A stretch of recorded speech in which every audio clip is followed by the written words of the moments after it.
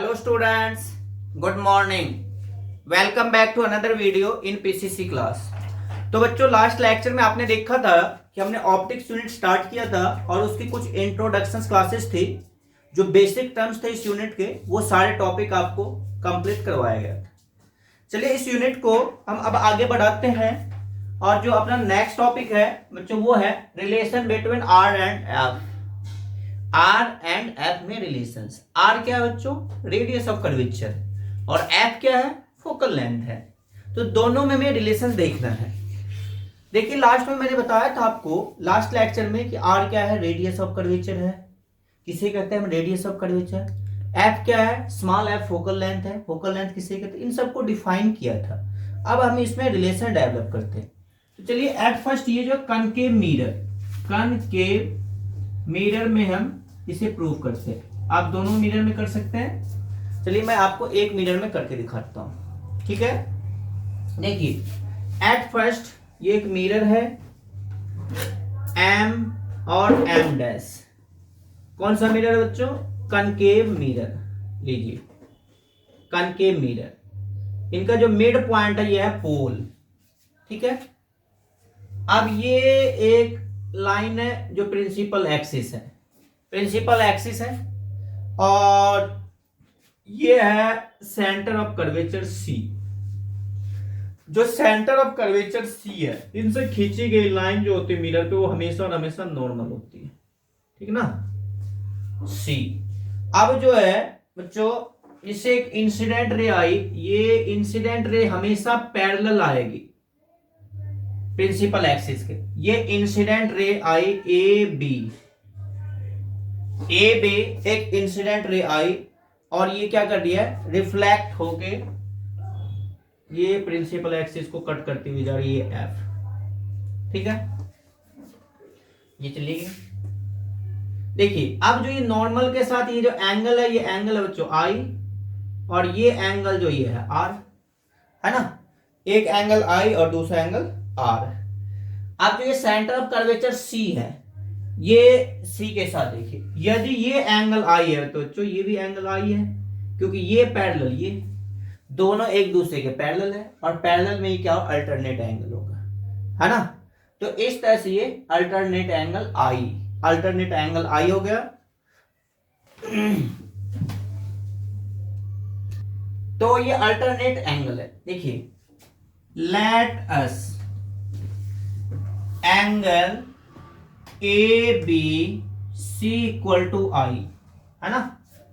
फिर है angle C B F equal to R. फिर again angle A B C equal to angle B C F equal to I. Bracket में लिख देता हूं alternate angle, alternate angle, है ना? चलिए आगे चलते हैं बच्चों।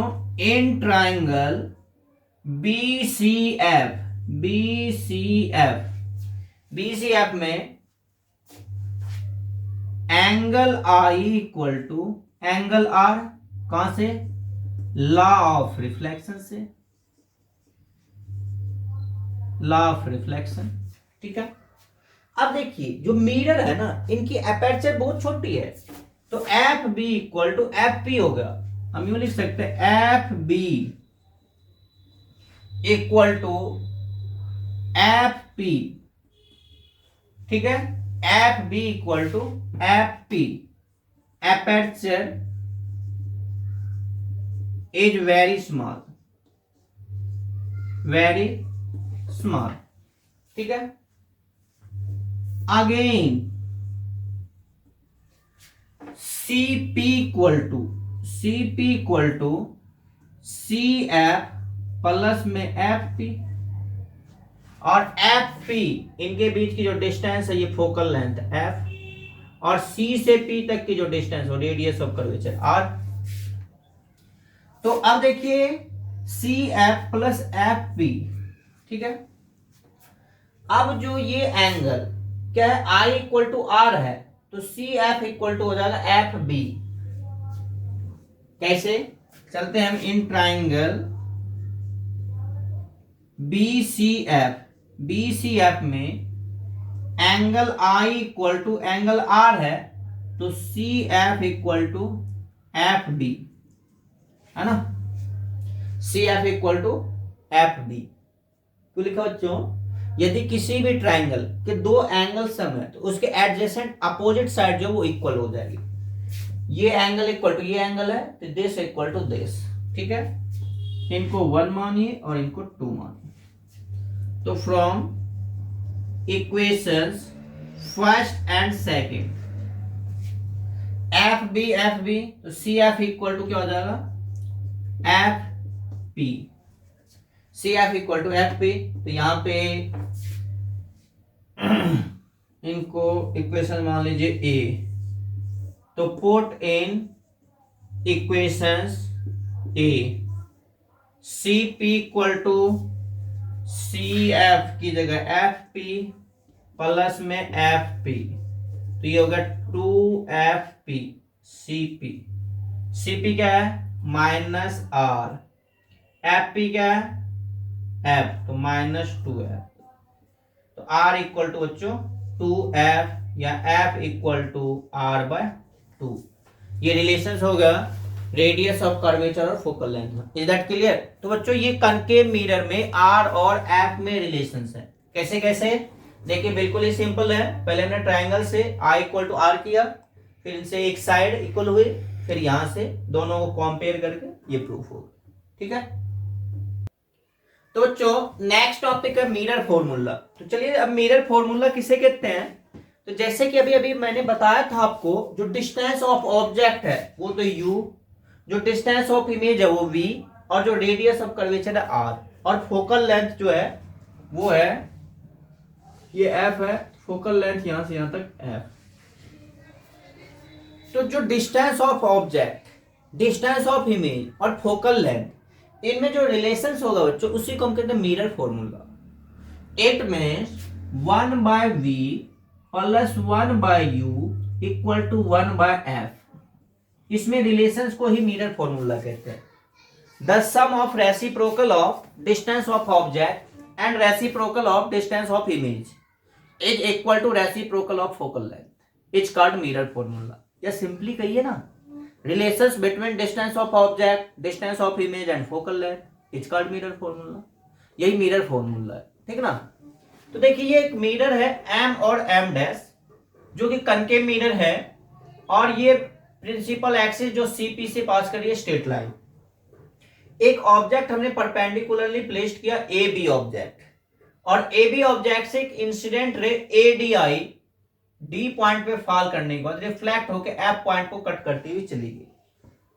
फिर दूसरी रे जो पोल पे फॉल कर रही है ये रिफ्लेक्ट होके A डैश पे कट करती हुई चली गई, और तीसरी जो rays centre of curvature C से जा रही है वो रिट्रेस हो रही है। तीनों के तीनों रेज A डैश पे मिली है, तो A डैश B डैश इसका इमेज हो गया।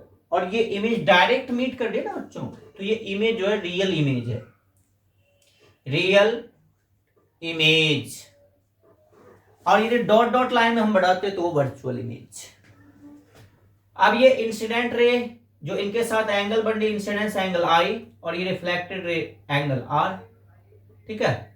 और हमें प्रूफ करना 1/v plus 1/u equal to 1/f। चलिए चलते हैं हम in triangle ABC and A dash B dash C। देखिए डिस्टेंस ऑफ ऑब्जेक्ट, जो ऑब्जेक्ट और इमेज को एक बार तो C से लेना है और एक बार पोल P से लेना है, दोनों को कंपेयर करना है। देखते हैं, लेट्स सी ABC में देखिए एंगल ABC 90 डिग्री और angle A dash B dash C is also equal to 90 degree. ACB equal to A dash CB dash, vertical opposite angle. अब देखिए दोनों एंगल इक्वल है, तो 4AA triangle ABC similar triangle A dash B dash C। Clear?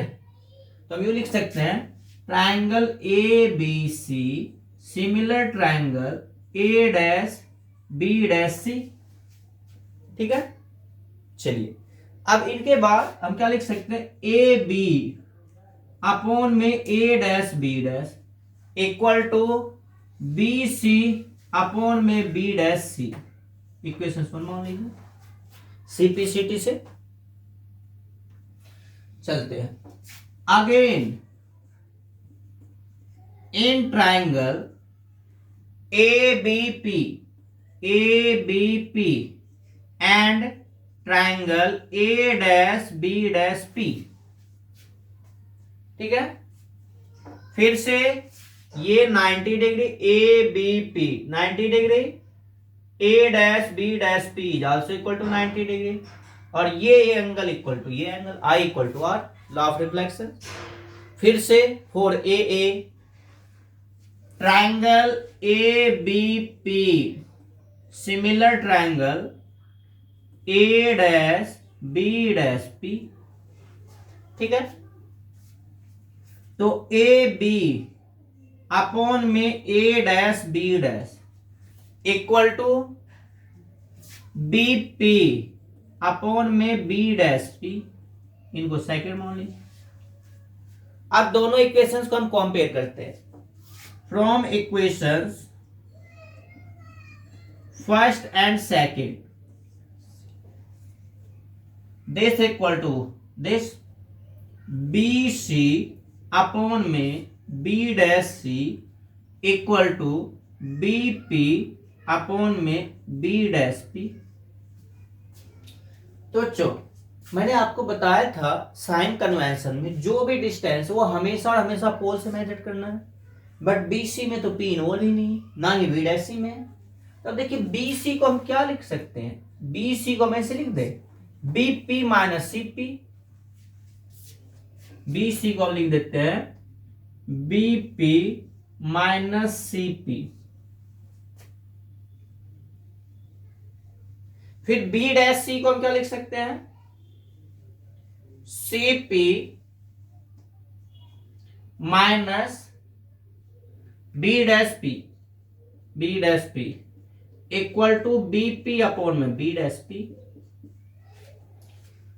अब according to sign convention BP distance of object है तो minus U BP, फिर minus CP क्या है, R है, ये भी माइनस का ही होगा तो प्लस R अपॉन में CP minus R minus B dash P plus V हो गया equal to BP minus U और B dash P minus V। Minus से माइनस कैंसिल आउट। अब क्रॉस मल्टीप्लाई करते हैं तो माइनस UV प्लस में VR equal to minus UR plus में UV। अब इस UR को इस साइड ले आइए, VR plus UR equal to UV और ये UV उस साइड जाके UV इक्वल टू 2UV, है ना। चलिए अब क्या करते हैं, दोनों को हम UVR से डिवाइड करते हैं, divided by UVR on both side. VR upon में UVR प्लस UR अपॉन में UVR equal to 2UV upon में UVR। UV से UV, UR से UR, VR से VR, 1 by U plus 1 by V equal to 2 by R और R equal to 2F होते हैं बच्चों। 1 by U plus 1 by V equal to 2 by 2F, 2 से 2 cancel out तो 1 by U plus 1 by V equal to 1 by F।